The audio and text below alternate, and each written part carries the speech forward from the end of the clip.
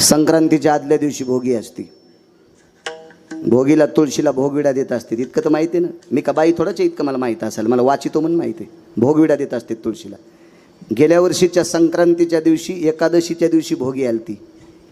किती बायकांनी भोगी पहिल्या एकादशीच्या दिवशी केली? असा थोडासा काना इतकाच हातवरी केला. बायकांनी जास्त हातवरी नाही केला पाहिजे. एवढाच हातवरी करा. कारण भोगीच्या दिवशीच भोगी केली पाहिजे. ती कोण्या दिवशी येऊ? हा, एकादशीच्या दिवशी येऊ की द्वादशीच्या दिवशी येऊ की सोमवारी येऊ की प्रदोष की कोण्या दिवशी येऊ, पण त्याच दिवशी भोगी केली पाहिजे. किती बायकांनी केली? आता हातवरी झाले. पहिल्याने यकीन नाही केला. एकादशीच्या दिवशी भोगी करीत नसतेत माझ्या माईंनो. हो, भोगीच्या दिवशी बैंगनाची भाजी असते. हा, त्या बैंगण्याचं आयुष्य कमी होईल ना एकादशीच्या दिवशी बैंगनं खाल्ल्यावर.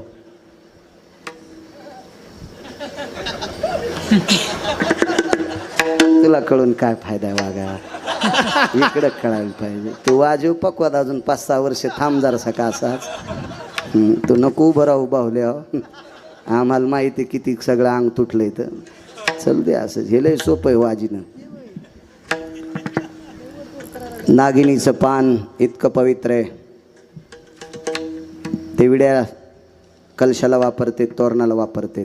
पण एकादशीच्या दिवशी नागिनीचं पान अपवित्र आहे. तांब्याचं पात्र किती पवित्र आहे. देवाला स्नान घालायला देवा कशाचं पात्र? तांब्याचं. गाईचं गोमूत्र किती पवित्र आहे. पण गाईचं गोमूत्र आणि तांब्याचं पात्र एकत्रित आलं की अशुद्ध. विड्याचं पान इतकं पवित्र आहे. त्या विड्याच्या पानावर तांदूळ ठेवायचे आणि त्याच्यावर सुपारी मांडायची. गणानंत्वां गणपते गवामह्यंगव प्रियः स्थितो नो लंबोधर भय जावेतेषु शिवाय स्थित गिरिजातनया भवस्थितानाः विघ्नहरं प्रशस्यते ते सर्वदेवाय यः सर्वां पूर्णो अग्रस्थितस्थानायो. त्या पानावर तांदूळ टेकले, सुपारी टेकली की गणपती बाप्पाचा आरूढ. इतकं पान पवित्र. पण हे पान एकादशीच्या दिवशी अशुद्ध विटाळसीचे खळ विडा भक्षिता तांबूळ. इतकं अपवित्र पान. आणि म्हणून एकादशीच्या दिवशी भोगी आली की कधीच करायची नाही. कोण्या दिवशी रविवार असेल त्या दिवशी संक्रांत करत जा. तुम्हाला गिरगावकराची विनंती. मी माझ्या मनानं सांगत नाही, मी वाचून सांगतो. पाहुनी ग्रंथ करावे कीर्तन किंवा तुका म्हणे नाही विश्वास जामनी पहावे पुराणे विचारून. पुराणाची ताकद आहे. तुळस भोगविडा घेत नव्हती.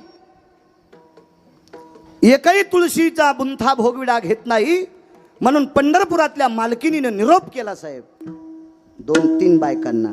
त्याच्यापैकी एक द्रोणाचार्यांची धर्मपत्नी, तिचं नाव होतं कृपी. त्या कृपी मातेला विनंती केली. सांदीपनींच्या धर्मपत्नी आल्या. अजून 4 साधूंच्या पत्नी आल्या आणि त्यांना सांगितलं आमची तुळस भोगविडा घेत नाही. तर महर्षी सांदीपनींच्या धर्मपत्नीने आणि द्रोणाचार्यांच्या कृपी नावाच्या पत्नीने अश्वत्थाम्याच्या आईनं त्या लक्ष्मी मातेला सांगितलं, लक्ष्मी, देवानं जिचा स्वीकार केलाय तिचा तुम्ही अनादर केलाय. देवानं जिचा स्वीकार केलाय तिचा तुम्ही अनादर केलाय. जोपर्यंत तुम्ही भोगविडा जामवंतीला देत नाहीत तोपर्यंत तुळस विडा घेत नाही. आणि तुळस विडा जोपर्यंत घेत नाही तोपर्यंत तुमच्या मालकाची संक्रांत होत नाही. विटेवरच्या मालकिनीला अगोदर जामवंतीला भोगविडा द्यावा लागला. दृष्टांत संपला. श्रीमद भागवतामध्ये 44 श्लोक आले. 4 ब्रह्मवेत्यापैकी एका ब्रह्मवेत्ता शुकाचार्यांनी त्या 44 श्लोकाचं वर्णन केले. ते फक्त जामवंतीसाठी. दृष्टांत संपला. इतीत नख आणि इतीत अंगावर केस असलेली जामवंती, त्याला काय महाराष्ट्रात भारतात स्त्रिया नव्हत्या का? त्यानं तिचा स्वीकार केला. पुराणातल्या प्रत्येक व्यक्तीनं निंदा करणारी लोक जामवंतीचं नाव आलं की भागवंतात फुलं उधळल्या जातात. याचं एकमेव कारण आहे अंगीकार ज्यांचा केला.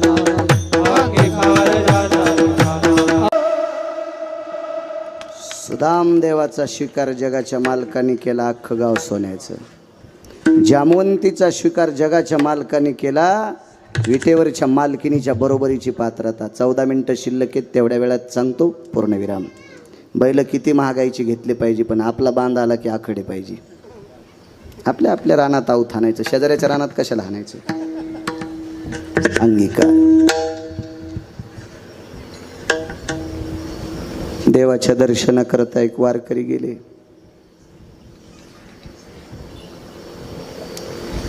त्या वारकऱ्याला मधात येऊ दिलं नाही, पण पुजाऱ्यानं मारलं.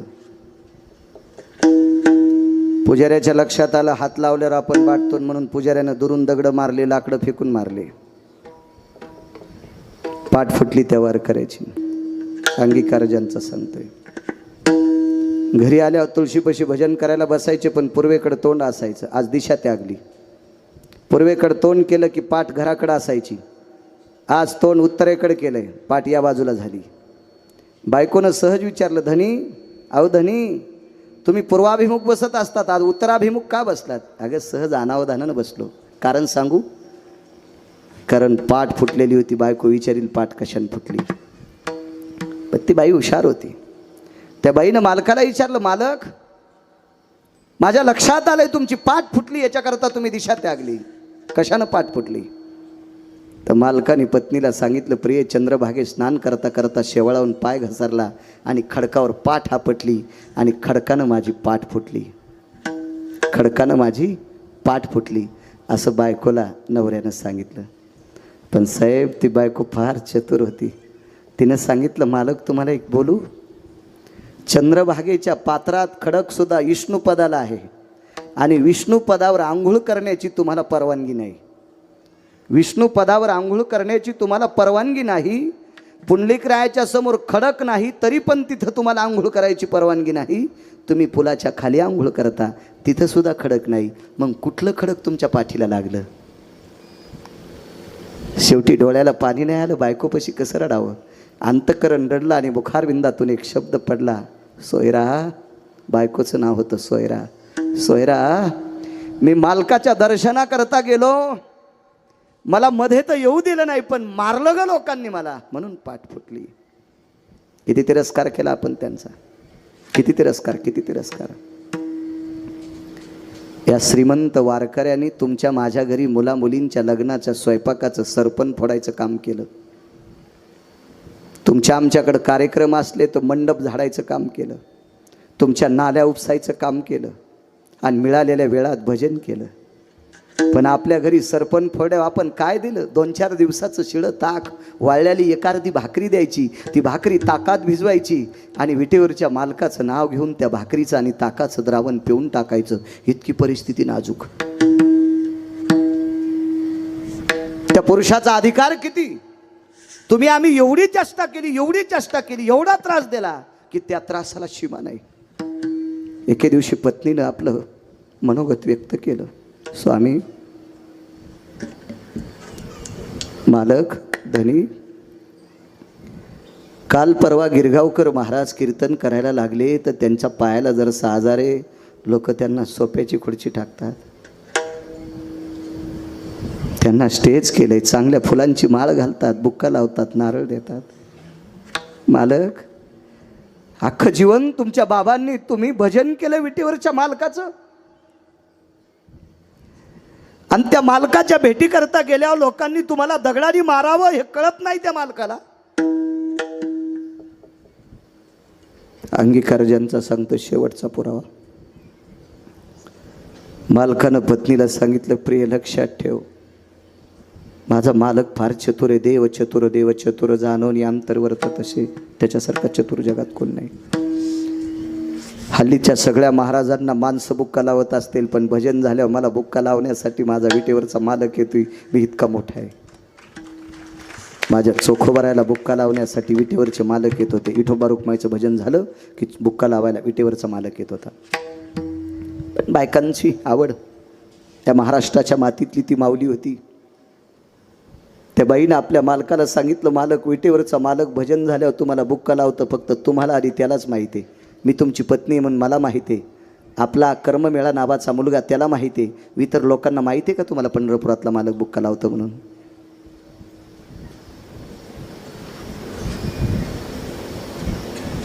असं 5-4 वेळेस झालं उशे साहेब. एके दिवशी चोखोबराय चोखा लिंबाखाली बसलेले होते. भजन आटपलं. बायको एक भाकरी ताकात भिजून घेऊन मालकासाठी आली. चंद्रभागेच्या तीरावरून विटेवरच्या मालकाचा कळस पाहिला आणि त्याला प्रणाम केलं. देवा, भुकेच्या वेळेला भाकरी देतोस, तुला प्रणाम आहे. ताकाचं भाकरीचं द्रवण तोंडाला लावल्याबरोबर पत्नीच्या तोंडातून वाक्य पडलं, मालक, अहोरात्र भजन करता, खाताना पण त्याचं भजन करता.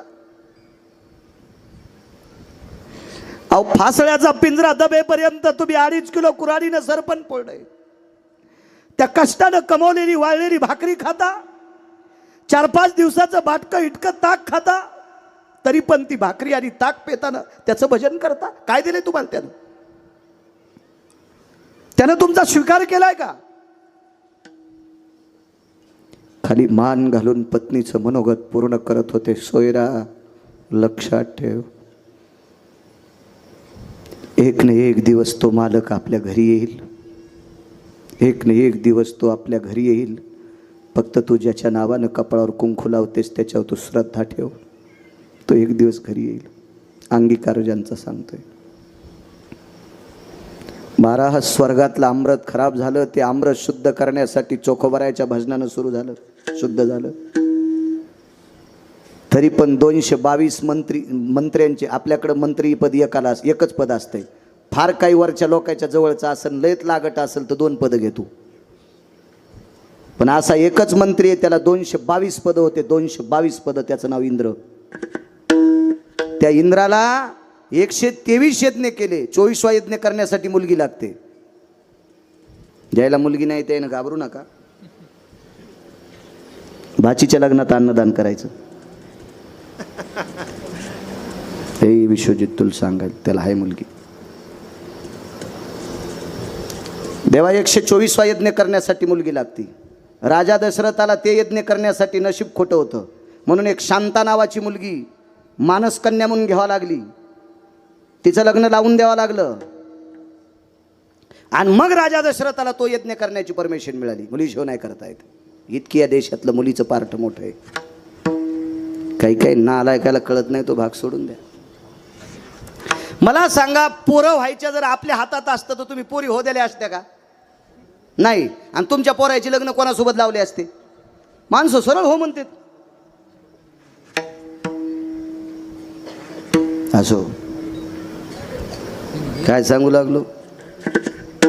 इंद्राने 123 यज्ञ केले, पण ते अमृत शुद्ध नाही झालं. ते चोखोबरायच्या भजनानं सुरू झालं, शुद्ध झालं. पण इंद्र जाताना पायाच पडला नाही. नारदाला सांगितलं, नारदा 4 अमृत शुद्ध झाले, पण 1 अमृत राहिले. नारदानं सांगितलं काय काय केलं? काय नाही, ते भजन म्हणत होते. 5 मिनिटं थांबलो लिंबाच्या बांधीवर आणि मडके उघडून पाहिलं, कलश उघडून पाहिले तर अमृत शुद्ध झालं, पण 1 अमृत जशाल तसं राहिलं. वा गुरुजी, नारदांनी सांगितलं, इंद्रा हे 5व्या प्रकारचं अमृत शुद्ध करायचं असेल तर चोखोबरायच्या पाया पडावं लागेल. 222 पद ज्या मंत्र्याच्या ताब्यात आहेत, तो मंत्री चोखोबरायच्या पाया पडतोय. सामान्य पद आहे? किती मोठी ताकद आहे, किती मोठी ताकद आहे. बाईची खंत होती, देव स्वीकार करतो का? तो दिवस उजळला. तो दिवस होता सोमवारचा. त्या सोमवारच्या दिवसाची तिथी होती एकादशी. सोमवारी एकादशी विमान उतरले पंढरीसी. सोमवारी एकादशी विमान उतरले पंढरीसी. ती एकादशी सोमवारची होती आणि त्या दिवशी विमान पंढरपुरात उतरलं. असे कितीतरी विमान आले. त्या विमानामध्ये नारद तुंबर सांब आगा सत्यलोकाचा पायेक. सावित्री तयाची सुजया सिद्धी गणेश प्राप्तयो. या 33 कोटी देवता हजर झाल्या आणि चोखोबरायच्या घरी भजन सुरू झालं. दुसऱ्या दिवशी द्वादशी. अंगीकार ज्यांचा सांगतोय. द्वादशीचा दिवस सुंदरसा स्वयंपाक झाला. हो, अन्नपूर्णा प्रत्यक्ष स्वयंपाक करायला, अष्टमा सिद्धी रांगोळ्या काढायला, आणि गणिमा कामा वशित्वा विशित्वा या अष्टमा सिद्धी सांगितल्या भागवतात. या रांगोळी काढण्यासाठी प्रत्यक्ष अन्नपूर्णा स्वयंपाकासाठी तिथं अन्नपूर्णा. श्लोक म्हणायला कोण होते? तुम्बरा नदी भय स्थितो जद जदो जद्निरे सर्वानां स्थित भयो अन्नपूर्णास्तते वच पूर्णमिद्याभयायां जठरानलो तृप्तावस पूर्णपूर्णाप्तिमिच्छते यतं भवान्नपूर्णेनां शुधा निवारण हितार्थायां तथैव च नमः पार्वते पते हर हर हर हर हर महादेव. असे श्लोक. आता तो काही श्लोक. राम लक्ष्मण हे दोघे बंधू जेवायला बसले दही भात लिंबू. जेवता जेवता अपमान झाला ताटात उंदीर. हाणायलाच पाहिजे जेवता जेवता निबर काठीनं. एक व्याख्या कळते का तुम्हाला? जेवायला बसले दही भात लिंबू. माझं जाऊ द्या खोटं, इथं डॉक्टर आहेत ना. दही ना आपलं लिंबू दही एकत्र खात असतील का? दही आमलंच आहे का नाही? आणि दही लिंबू कसं खातील? जेवायला बसले दही भात लिंबू. काय गांजा वाढता वाढता लिहिलं का काय सुंबळ्यानं काय माहिती. राम लक्ष्मण हे दोघे बंधू जेवायला बसले दही भात लिंबू. जेवता जेवता अपमान झाला. बरं ठीक आहे, जाऊ द्या, म्हणू द्या. राम कोणाचा अवतार? विष्णूचा. आणि लक्ष्मण शेषाचा. शेष म्हणजे कोण? हा. आणि सर्पाच्या पुढे उंदीर येत असतो का? आकलीत भुसा भरलाय का म्हणणाऱ्याच्या? बरं जाऊ द्या म्हणणाऱ्या. तुम्हाला एक सांगू का? परमार्थामध्ये विशुद्धपणा आणलेला परमार्थ करणारा, त्याचा स्वीकार करणारी तुम्ही तुम्ही तुम्ही बदमाश आहात. माफी मागून हा शब्द टाकतो तुमच्यावर. या बा, मद्यपान करणारा भजन्या, मद्यपान करणारा पक्वाद्या, मद्यपान करणारा कीर्तनकार, मद्यपान करणारा रामायणकार, मद्यपान करणारा भागवतकार, नालायक माणसाचा स्वीकार करणारी माणसार्धी नालायक असते. दोघाशी पतन सारिकेशी केले पाप जेने दिले अनुमोदन. दोघाशी पतन सारिके. किती जरी गुणवान असन पण हलकटाला बोकांडीवर घ्यायचं नाही. हे पाप तुमच्या डोक्यावर बसते. तुम्ही पापी आहात. हा, स्वीकारायचं नाही. तुम्ही स्वीकारायचं नाही. काय सांगू लागलो? कीर्तन मग का तमाशा आहे का नाना? जेवाय हा, चोखोबरायचं घरी. चोखोबरायचं चिर. लक्ष्मणजी जर सर्प असतील तर उंदीर कसा येईल? आहे का नाही? चुकीची गोष्ट. काही मंगला काही बी श्लोक. ए लाल दोऱ्याचं काढेन पाणी तुला टांगीन बेंडकुळी वाणी. हे असे श्लोक असते, असे श्लोक असते. पंक्तीत काही श्लोक म्हणत असतात का? टाइम झाला का माझा? 11 वाजून 2 मिनिटं. जाऊ द्या, 2-3 मिनिटं घेतो. माफ करा, होते बोलण्याच्या ओघात. कधी पुढाऱ्याचे महाराजाचे मिनटं मोठाले असतात. मला शिजल्यावर जाळ घालायचा नाद नाही. हो, एका बाईच्या नवऱ्याला 1,500 पगार आणि म्हणलं गॅस बंद कर ना, वरण शिजलंय. 1,500 पगार आहे, मी काऊन बंद करीन? गेलं ना वरण जळून. हो, 11च्या पुढं कशाला तुंतून वाजवायचं? आपलं आहे का नाही? आपलं बंद करा मुकाट्यानं. आपलं धोतर शांत बसलं पाहिजे. असो, काही नाही श्लोक. कोण श्लोक म्हणायला? अधिकारी लोक होते तेव्हा श्लोक म्हणायला. वाढायला तूप वाढायला पंढरपुरातली मालकीन आणि भात वाढायला पंढरपुरातला मालक. आगा तंदुग्राय हो ग्रतेशु शुंजनस्ततेवच्या. पंक्ती बसल्या, सगळ्या पंक्ती आटपल्या. जेवायचे राहिले पंढरपुरातले मालक, पंढरपुरातली मालकीन, चोखोबराय, सोयराबाईन, कर्ममेळा. देवानं सांगितलं चोखा जेवायला बसा. अंगीकाराजांचा शेवटचा 2-3 मिनिटं घेतो. चोखा जेवायला बसा. चोखोबरायने सांगितलं देवा कसं बसू तुमच्यासोबत जेवायला? देवानं सांगितलं तू जर माझ्यासोबत जेवायला नाही बसला तर पुढची द्वादशी येईपर्यंत मी पाणी पण पिणार नाही. असं पंढरपुरातल्या मालकाचे उद्गार आहेत. आणि मग चोखोबराय पंढरपुरातल्या मालकाच्या डाव्या मांडीला बसले. तर रुक्मिणी आईसाहेबाच्या लक्षात आलं आपला मालक भक्तीसाठी इतका येडा आहे, भक्तीसाठी इतका येडा आहे की त्याला भक्त इतके आवडतात. भाविकाची आवडी देवान करी सेवा निज प्रीती. एकदा अर्जुनानं देवाला विचारलं होतं, देवा तुम्हाला भाविक किती आवडतात? तर देवानं अर्जुनाला सांगितलं, अर्जुना तुम्हाला कशाला विचारतोस? तुला माहीत नाही मला भाविक किती आवडतात? काय सुरुवात तेव्हाची?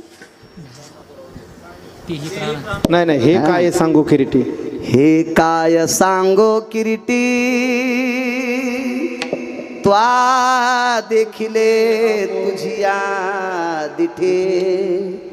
म्या सुदा म्याच्या सोडिल्या गाठी पोहया लागी. अर्जुनाला सांगितलं, अर्जुना मला भक्त किती आवडतोस तुला माहित नाही? तू डोळ्यानं पाहिजे.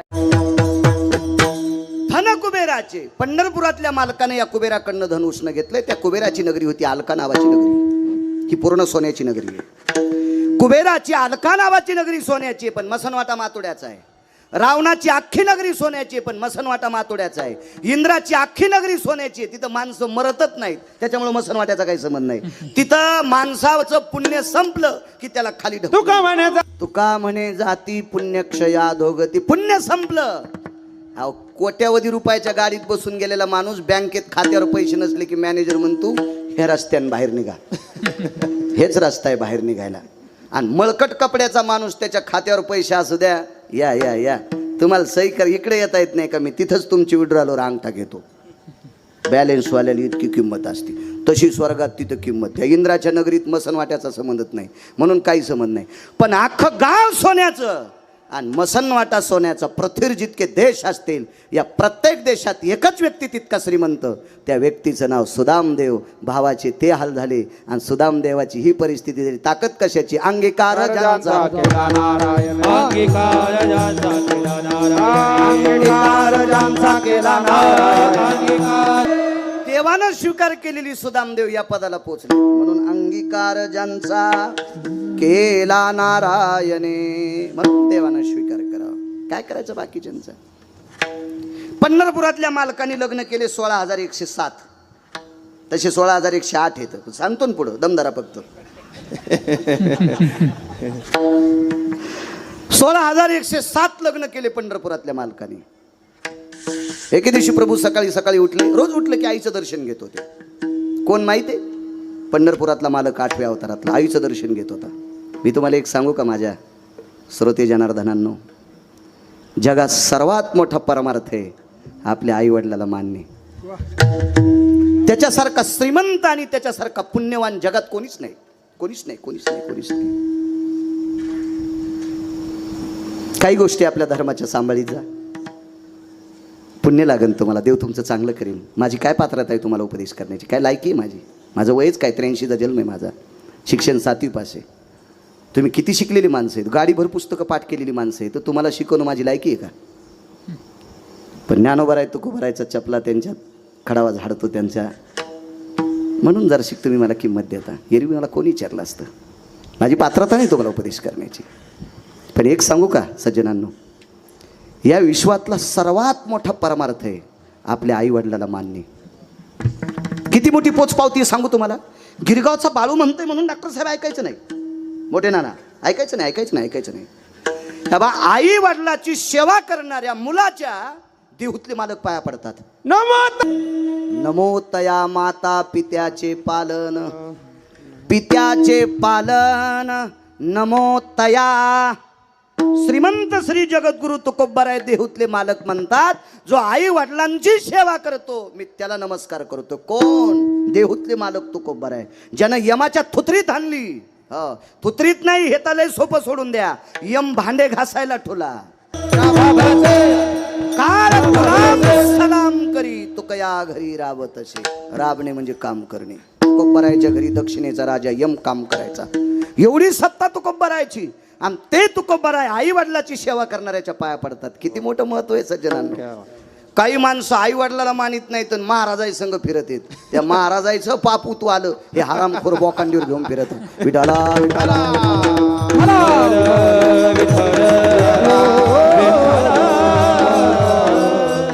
तेव्हा कोणी महाराज असू द्या, पकवाद्या असो, गायक असो, कीर्तनकार असो, त्याला जर कोणी एखादा मानिता असेल तर त्यानं मोठेपणानं म्हणायचं तुझे आई वडील कुठे आहेत?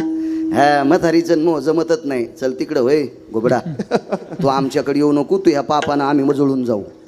काय कामाचं आहे का नाही? चुकीच्या गोष्टी आहेत. माणसानं अहो सुधारायचं काम असते ना.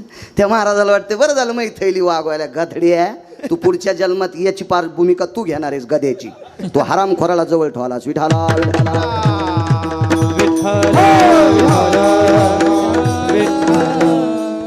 भाषा जर शिकडे की तुम्हाला आणायचं तर आणजा. तुम्हाला 30 गाव पठ्ठ्याला 36 गाव. मी काय कोणाच्या मागे लागे नाही. काय भाकरी पुरतं ठुले पोरं. आता एकच पोरगे एक पोरगी तिथं जाईन कोणाच तरी घरी. आणि आमच्या पोरानं 4 वस्तूच्या भाकरी खाल्ल्याने एका रंगाचं पाणी मिळलं तर 2-4 पिढ्या त्याला संपत नाही. त्यानं पाणी मात्र एकाच रंगाचं प्यावा. आणि भाकरी बी गहू ज्वारी बाजरी मकाच्याच खावा. आणि त्या पण भाजीपोळीसोबत, त्या भाजीसोबतच खावा. कशासोबत खाल्ल्यानं कोणतं पाणी पिलं तर बाळू महाराजाच्या 13व्या रुपयावर होतो नाही काय माहिती. आमच्यावर घेतल्यावर लय खसखस पिकती तुमची नाही का? तुम्हाला पोरं म्हणजे लय तुकाराम महाराजासारखे झाले का? अहो तुम्हाला राग येईन म्हणून माझ्यावर घेतलंय म्या. समजून घ्या कोणाचं सांगायला होतं.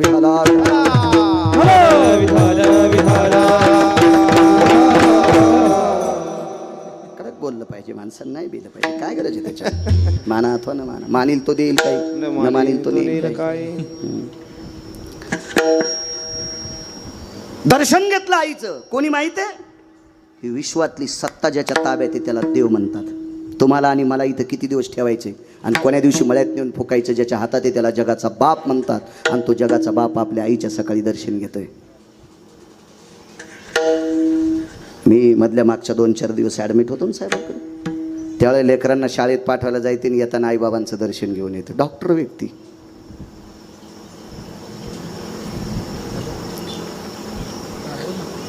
जो ज्ञानोबा आहे तुकोबारायचं भजन करतो त्या प्रत्येक वारकऱ्यानं सकाळी आपल्या आईबापाचं दर्शन घेतलं पाहिजे. लई मोठी ताकद आहे त्यांच्यात. तितकं पुण्य कशात नाही.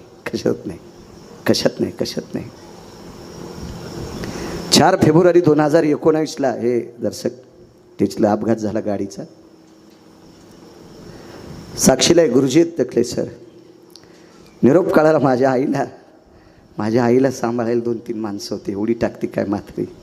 तिला वाटत होतं माझं लेकरू अडकलंय आता वाचतं का नाही याची थासतं. आई जगातली कुठलीही शक्ती बरोबरी करू शकत नाही. म्हणून आई वडिलाचं दर्शन घेत जा. पाया पडतो तुमच्या. त्याच्यापेक्षा दुसरा परमार्थच नाही कुठला. काही नाही. काही करायची गरज नाही. काही गरज नाही. सगळ्यात मोठं पुण्य त्या आई वडिलाचं दर्शन आहे. माझ्या विटेवरच्या मालकाने दर्शन घेतलं आणि 10 वाजता एकदा दर्शन घेतलं म्हणजे उशिरा.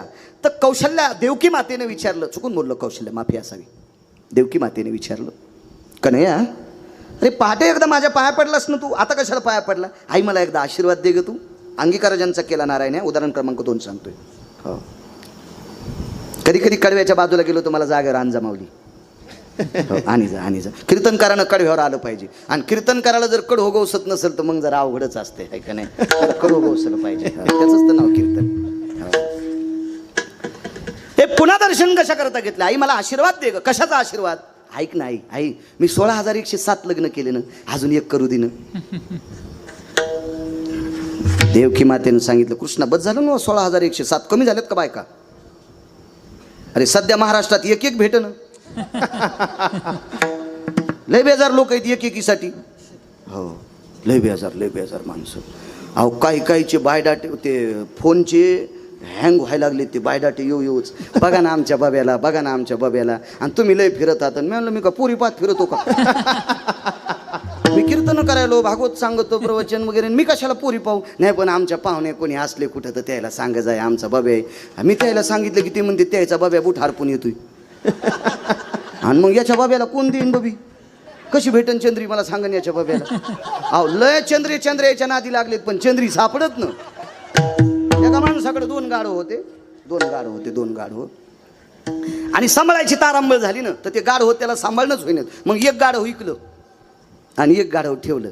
ते कुंभार दादा होते. त्यांचा धंदा होता मातीचे गाडगे, झाकण्या वगैरे, दिपाळीच्या पणत्या वगैरे असं करायचा त्यांचा मातीचा व्यवसाय होता. कुलाल दादा होते कुंभार दादा. त्यांनी त्या एका गाढवाला एका व्यक्तीला विकलं. ती व्यक्ती होती डोंबऱ्याचा खेळ करणारी. त्याचा बाजार वावडायला ती गाढव त्याने विकत घेतलं. पण एका यात्रेत दोन्ही गाढव एका जागेवर आले. म्हणजे हे पंत्या ऐकायला त्या बाजारात गेले आणि हे खेळ करायला तिथंच गेले. आणि गाढव कोणाला म्हणतात माहिती आहे का? काम करून घेऊन गाव खराला सोडते त्याला गाढव म्हणते. काम करून घेऊन संध्याकाळी चांगली वैरण आणि पेंड घाव घालते त्याला बैल म्हणते. हो दूध तिचं घेऊन तिला चारा देते तिला गाय म्हणते. पण काम करून घेऊन गाव खराला चरायला सोडते ते बी मोकळं नाही. पायखुटी घालून मोकळं सोडलं होतं कुठं जाईन ना. गलेलं येळपट असते. गाढवाला गाढव काऊन म्हणतात माहितीये का? गाढव पौर्णिमेच्या दिवशी भितडाच्या आडंगी उभं राहते. म्हणजे ते चंद्राला पण म्हणतोय लयच पोळायलो बापा. हो लय पोळायला म्हणतात ते. लय पोळायलं ते भितडाच्या आडंगी वलसावलीला उभं राहते. गाढव कोणाला म्हणतात माहितीये का? बांधल्याशिवाय गाय थांबत नाही, बांधल्याशिवाय मसळ थांबत नाही, बांधल्याशिवाय शेळी थांबत नाही, बांधल्याशिवाय बैल थांबत नाही. पण गाढव मेखीच्या जवळ गेले की नुसता असा सोयीचा याडा करायचा. त्याला वाटतं मला बांधलंच काय. रात्रभर गदळ तिथंच उभं आणि पाय तर मोकळेत पण हालीतच नाही. त्याला वाटतं मला बांधलंच. लय गधे हेडपट हो. हो काही बैल पण येडपट असतात बरं का.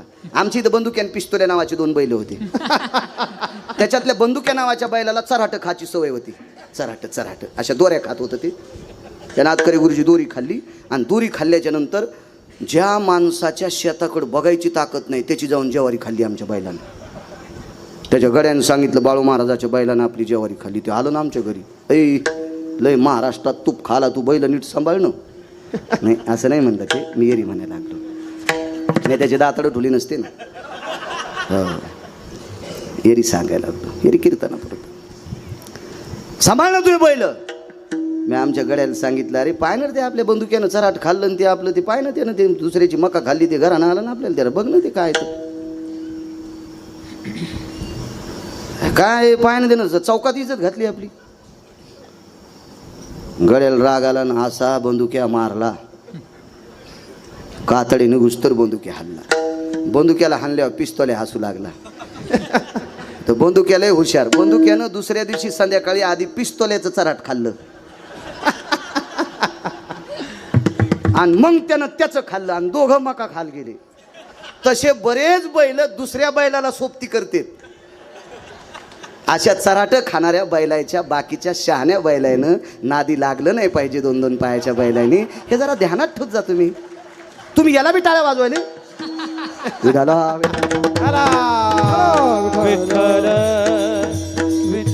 दोन गाढ हो बाजारात भेटले. हेच चाललं होतं ना. 2 गाढ हो बाजारात भेटले. पंढरपुरातल्या मालकाला 16,108 लग्न करायचं होतं. बाजारात भेटले 2 जण. ते 2 मित्रच होते. अरे काय म्हणले रावश्या. गाढवाचं नाव रावश्या होतं. अरे काय म्हणले रावश्या काय सुधारलेला होता ना. वाळलाच रे तू. हो म्हणला भावश्या. याचं नाव भावश्या. हो रे. अरे आपण संघ होतो तो चिमटा घेतला तर घेत नाही ग. अरे ते मालक खायला देत होतं ना, हे काहीच देत नाही. अरे मग जाय ना पळून. कशाला राहतो अशा नालायक मालकाची. तर ते म्हणला कवाच गेलो असतो पण आमच्या मालकाची पोरगी दोरीवर नाचती. तिचं नाव आहे चंद्री आणि ती एके दिवशी दोरीवरून खाली पडली. आमचे मालक पोरीला म्हणले चंद्रे तू जर पुन्हा खाली पडली तर तू गाढवा संगत लग्न लाईन. मी वाट पाहलो चंद्री कवा खाली पडत तिथं. अरे गाढवा चंद्रायला चंद्र्या भेटन तर गाढवाला कशी चंद्री भेटन रे. जरा हिशोबात राह. लय आशावादी गाढव काय काय असो. माझ्या मालकाची ती भूमिका थोडीशी. 16,107 लग्न अंगीकार ज्यांचा केला नारायण. 8वं लग्न करायचं ठरलं. आईसाहेबांनी सांगितलं कन्या नको रे बाबा नको. काय करायचं लग्न तुला. बस झाल्या नाही एवढ्या बायका. त्या काळात बायका करायचं लय नाद होता लोकांना. हो मी जे पुराण वाचतो त्या पुराणात 1 कोटी बायका एका व्यक्तीला. कोटी भार्या चित्रकेतू 18 शते गोपी चंदा 12 शते जनका 80 सहस्र लंकेशा 7 शते 3 दशरथा 4-4 2-2 करणारायची काय सांगायची कथा. 703 राजा दशरथाला 1800 बायका गोपीचंदाला 1200 बायका जनकाला 80,000 रावणाला 1 कोटी चित्रकेतूला 16,108 पंढरपुरातल्या मालकाला. असे लिमिट आहेत भरपूर. कश्यपाला 13 इति आदिती धनुकाष्टा विला ताम्रहा विश्व त्या 13 बायकांपासून झालं. हे विश्व ब्रह्मांड पूर्ण त्या 13 पासून. कश्यपाच्या 13 60 मुली होत्या एकाला 13 यांना दिल्या. त्याच्यातल्या 27 चंद्राला दिल्या. लय एडपट होतं ते चंद्र. हो संप्रदायातल्या माणसानं लय गोड वागलं पाहिजे. चंद्रानं संप्रदायाचा अपमान केला. संप्रदायातला चंद्रानं अपमान केला. कोणता चंद्र माहिती वरचा. आज त्याची पौर्णिमा आहे ना. त्याच्या विरोधात नाही बोलायचं. आजच्या दिवशी जरा चांगलं वागतोय. चंद्रामृत तृप्ते पारणे चकोरा ब्रह्मराशी चारा सुगंधाचा. पुराणाच्या मतानुसार आजच्या चंद्राचा प्रकाश दुग्ध पात्रात पडत असतो. येतो भयो दुग्धानाम धेनु या भयस्थितेनाम आर्जवो चंद्रामृतानाम व्याधी निरशन हितार्थायाम. आजच्या दिवशी चंद्र. पण चंद्राने कोणती चूक केली ती माहिती आहे. ज्या महाराजानं चंद्राला शिकवलं त्याच महाराजाची बायको घेऊन गेलता चंद्र. चूक काम केली ती. चूक काम केलं. त्याला 27 बायका होत्या. 27. त्याच्या ज्येष्ठ पत्नीचं जे नाव आहे तिला रोहिणी नक्षत्र म्हणतात. या नक्षत्रावर 8व्या अवतारातल्या मालकांचा जन्म झालता. 27 बायका. अशा बऱ्याच त्या चंद्रांच्या पत्न्यांची नावं मुलीची ठेवत जा. चांगलं होत जाईल. देव तुमचं मस्त करत जाईल. चांगली नावं ठेवत जा. आपल्या संस्कृतीला सोबतील अशी नावं ठेवली पाहिजे. काही नावं नाही ठेवायची. असो दुसरं लग्न. ऐक ना ऐक ना. मी 16,107 पत्न्या केल्यात. एका तरी बायकोची चप्पल तुटलेली आहे का? एकीची तरी दागिने खताडाला सोनाराची ठुलीत का? एकीचं तरी घराणं माझ्या सासरवाडीत तिच्या माहेरात जाते का? मला नवऱ्यानं त्रास दिला म्हणून. मी किती चांगलं सांभाळतो का 16,107 बायकांना. एका तिळा इतकं दुःख देत नाही आई, मी एका तिळा इतकं दुःख देत नाही. मग एक करू दे ना. कोण्याही बाईचा नाद असतोय, सून जरा पैशावाली यावा. द्वारकाबाई, सून पैशावाली येण्यापेक्षा गुणवान यावा असा विचार केला पाहिजे. काय करता पैशावाली? ती तुमच्या पोराला जर बगलात घेऊन तिकडे फिरत असेल गोव्याला तर काय करते? हरपलन बाब्या तुमचा. गुणवान केली पाहिजे सून, गुणवान, चारित्र्य संपन्न, आचरण संपन्न, शील संपन्न सून असली पाहिजे. काय करता पैशावाली? हो, आम्ही 42 जण 4 ठणला शिकायला होतो. त्याच्यात सगळ्याची लग्न झाली.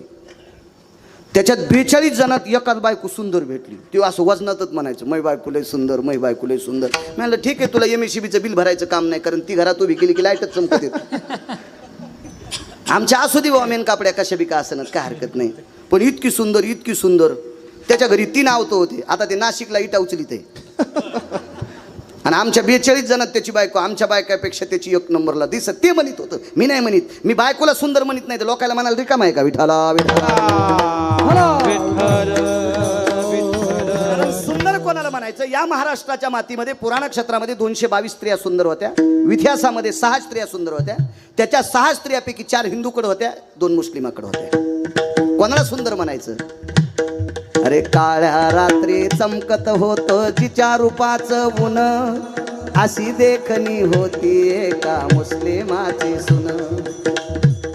अरे काळ्या रात्री चमकत होत जिच्या रूपाचं ऊन, अशी देखणी होती एका मुस्लिमाची सुन.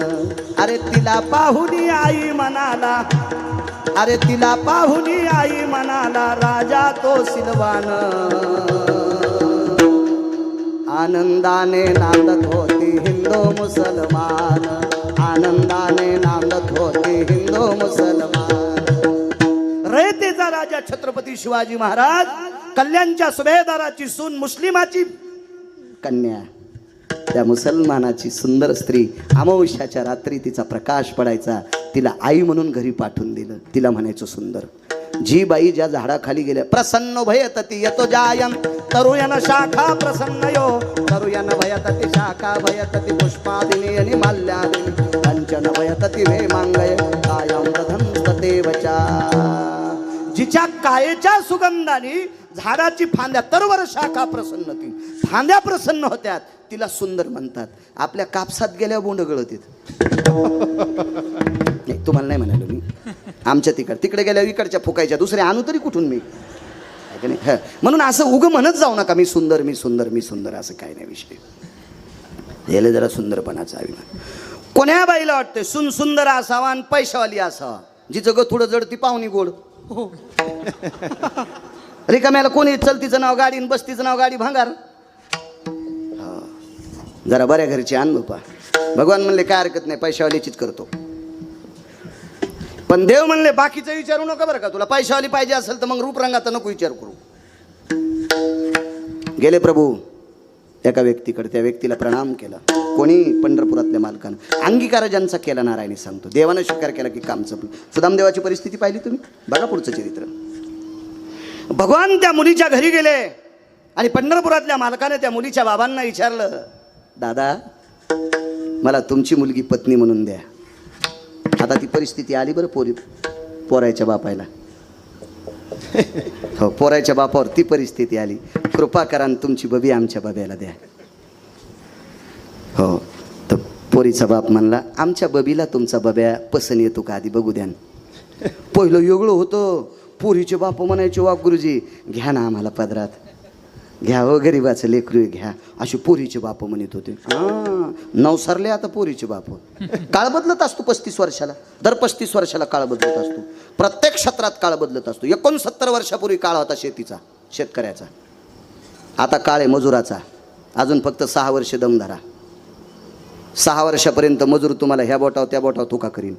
फक्त 6 वर्ष. 6 वर्षाच्या नंतर ज्याच्या नावानं 7-12 असेल तो माझ्या महाराष्ट्रातला बादशाह असेल, लक्षात ठेवा. गिरगावकर जिवंत असेल नसेल, पण माझं वाक्य कायम राहील. 6 वर्षाच्या नंतर ज्याच्या नावानं 7/12 असेल तो या भारत देशातला, या महाराष्ट्रातला बादशाह असेल. लक्षात ठेवा. जराशी कळ सहन करा, जराशी कळ सहन करा. 69 वर्षापूर्वी आपल्या बाप दादानं काम करणाऱ्याला बुटासगट तुडिले, काम करणाऱ्याला बुटासगट तुडिले म्हणून आपल्यावर ही उलटी प्रक्रिया आली. आता आपल्याला ते बेजार करते. आमच्या पाहुण्याची तर 9 म्हशी येलेल्या आहे आणि गडी जे दूध काढतं का ते म्हणलं, मालक मेवणीच्या पोरीचा साखरपुडा आहे, मी येतो. 9 म्हशी येलेल्या, वाघराला सोडायनं म्हणून त्याला दूध पिता येणं आणि ह्या मालकाला काढता येणं म्हणून ह्यो काळाच्या आडवाचायले. किर्लोस्कर इंनाचा आईल.